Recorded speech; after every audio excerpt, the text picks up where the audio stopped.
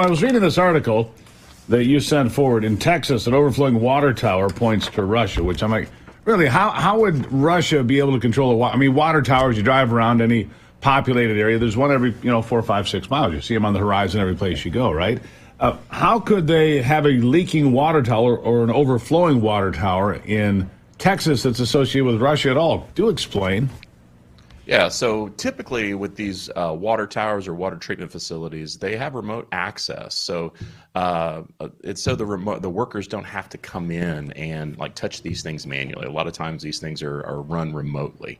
And so being that our workers, our American workers, have access remotely, then they can be attacked. And typically, in this case specifically, Russia got in and they decided to hold open, let's say, one of the valves, and it dumped tens of thousands of gallons of fresh water on the ground. Now, how do we know? How do you trace this back to say, okay, this was a Russia incursion? How do you know that?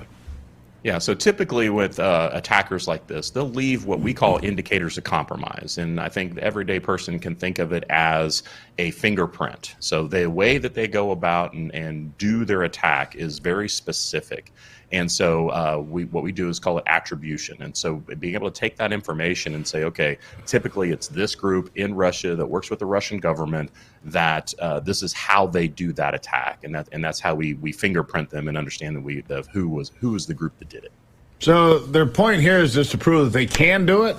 Was it a demonstration of being able to do it? Did they think they wouldn't get caught? What do you think?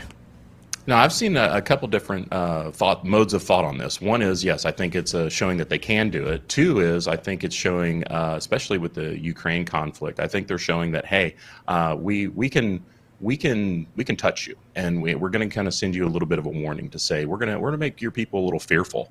And I think that's, my brain goes to that's what it was. It was more of a we can touch you, and we can pretty much touch you anytime we want.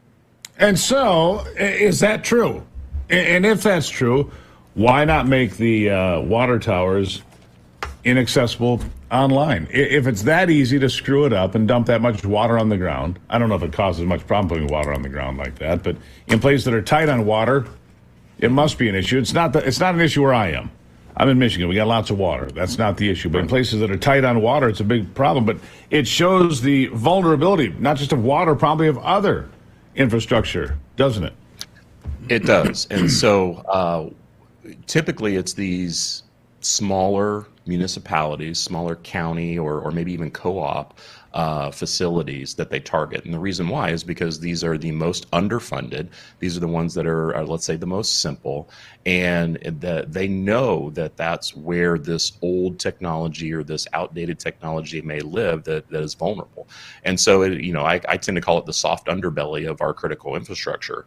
And in this case, it's clear that that's what they're doing, because you can notice they're not out there targeting the big cities. They're not out there targeting those large municipal districts, even though they can.